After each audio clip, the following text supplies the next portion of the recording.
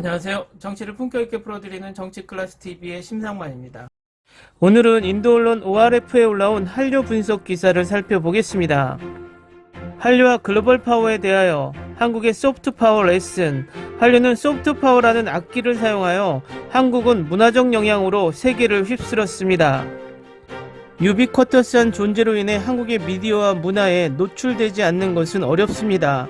텔레비전과 영화에서부터 음악, 음식, 스킨케어, 라이프 스타일까지 다양한 분야에서 한국 문화의 영향력이 커지고 있습니다.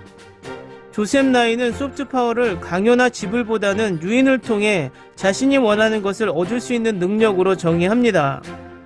그것은 한 나라의 문화, 정치적 이상, 정책의 매력에서 비롯되고 세계가 한국 문화를 통해 보게 함으로써 한국은 한류를 만들어냈습니다.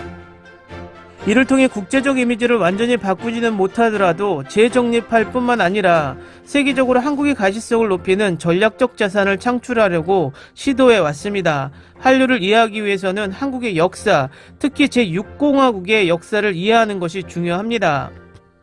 제6공화국의 치하, 1988년 시작된 것으로 여겨지는 제6공화국은 1년에 권위주의 정권에서 민주주의 정권으로 전환했습니다. 그 나라는 경제, 언론, 국경을 개방했습니다. 또한 이웃국가인 북한과의 관계도 해빙되기 시작했습니다.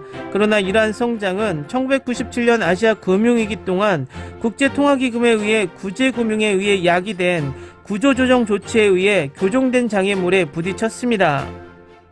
따라서 한국은 상호 양립할 수 있는 두 가지 목표를 가지고 있었습니다.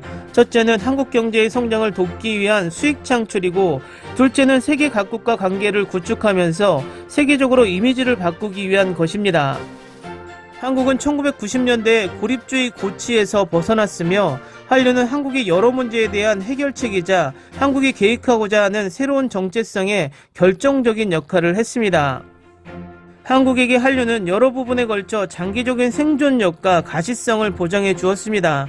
K라는 글자는 오늘날 여러 주요 산업에 선행하며 문화적 일회성에서 브랜드로 변화시켰습니다.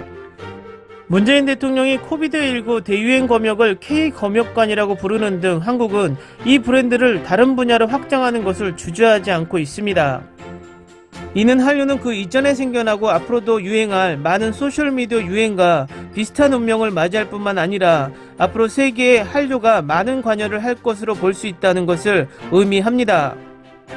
이러한 장기적인 관여는 한류가 정부와 긴밀한 관계를 맺고 있기 때문에 지속되고 있습니다. 한류는 국가 발명품이며 정부의 지원과 인센티브에 의존해왔고 계속해서 의존하고 있습니다. 지난해 문화체육관광부는 그것의 야심 아래 한류부서를 설립할 것이라고 발표했습니다.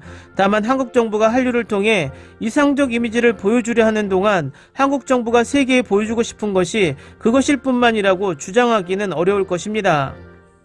그리고 이것이 아마도 한류가 세계 소비의 시험대에 서게 된 이유일 것입니다. 보통 대부분의 문화수출품들은 전 세계의 입맛을 맞추기 위해 여러 단계의 희석 과정을 거칩니다. 세계인의 마음과 미각을 쉽게 하기 위해 보급된 주된 언어, 취향이 바뀌고 심지어 이름도 자주 바뀝니다. 한국 수출은 그렇지 않았습니다. 대신 한국어를 배우는 사람들의 수가 기하급수적으로 증가했습니다.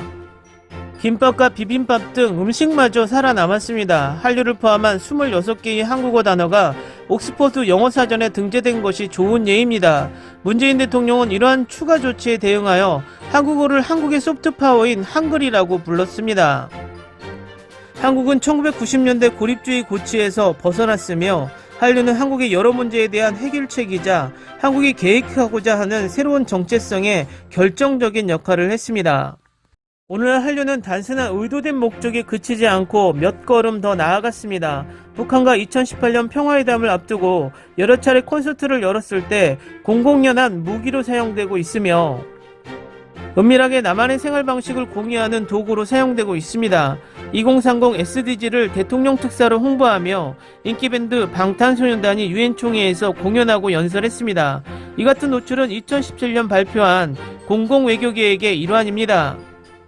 한류를 통한 직접적인 수익과 그 간접적인 영향, 그리고 관광을 통한 타 산업에 미치는 관련 효과나 한류 스타가 홍보하는 상품의 판매 증가를 모두 포함한다는 점에서 한류의 총 경제적 이익은 가늠하기 어렵습니다. 한국국제교류재단의 연구에 따르면 한류의 직접적인 영향은 2016년부터 2019년까지 2배로 증가했으며 지속적으로 상승세를 유지하고 있으며 간접적인 가치도 그러합니다. 한국 경제는 한류로부터 얻고 있으며 앞으로도 계속 그럴 것입니다. 한국 정부가 한류를 통해 이상적 이미지를 보여주려 하는 가운데 한국 정부가 세계에 보여주고자 하는 것일 뿐이라고 주장하기는 어려울 것입니다. 방탄소년단이 세계 경제에 끼친 영향을 요약할 때 사용하는 방탄효과는 한류가 한국 경제에 미치는 영향을 쉽게 이해할 수 있습니다. 포브스는 한국의 국내 총생산에 대한 방탄소년단의 기여도가 피지, 몰디브, 토고 등을 합친 것에 비해 높은 것으로 추정했습니다. 2018년 현대경제연구원의 연구에 따르면 방탄소년단의 연간 직접 경제적 가치는 35억 4천만 달러, 간접적 영향력은 12억 6천만 달러로 추산되었습니다. 올림픽 대비 투자가 거의 전무한 가운데 10년 뒤 2018년 평창 동계올림픽의 경제적 파급력을 넘어설 것으로 전망됩니다. 더군다나 방탄소년단 때문에 외국인 관광객 13명 중 1명이 한국을 찾습니다. 서울시행정부는 사드 배치로 인한 중국 관광객이 감소 이후 BTS에게 관광산업을 부활시킨 공로를 돌렸습니다.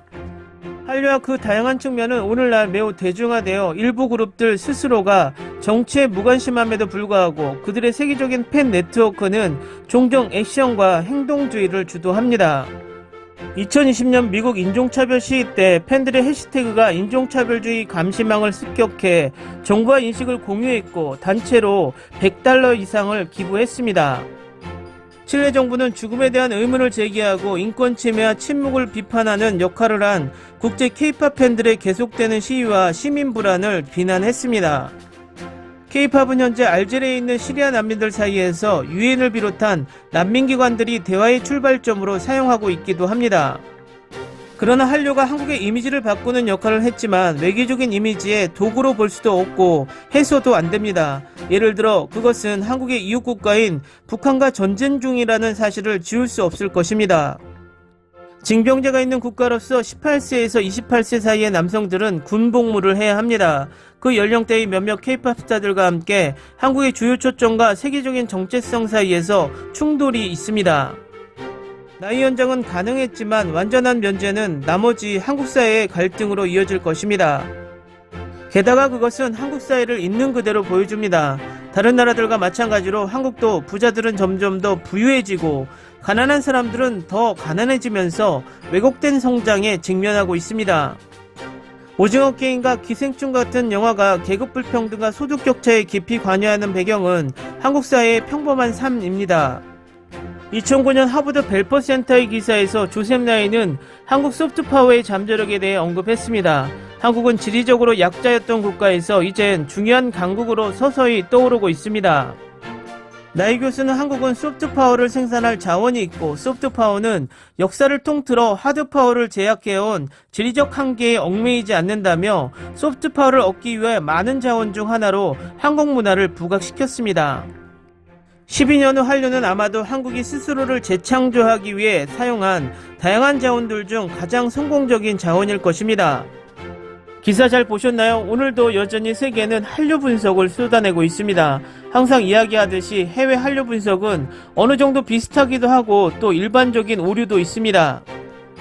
개인적으로 많은 나라들이 한류 국가 지원서를 분석 기사로 내보내는 것은 정보의 오류도 있지만 한류를 겨냥하기보단 그 기사를 쓴 나라의 정부에게 우리도 한국처럼 하자라는 메시지성이 더 강하다고 생각해 봅니다. 그럼에도 불구하고 점점 더 디테일하고 더 깊은 분석을 내놓고 있는 것은 그만큼 확실한 한류 열풍을 인정하고 있다는 방증이기도 합니다. 오늘은 여기까지 하겠습니다. 오늘도 생활 속 거리두기 꼭 실천합시다. 당신의 구독과 좋아요는 저에게 큰 힘이 됩니다. 항상 시청해주셔서 고맙습니다.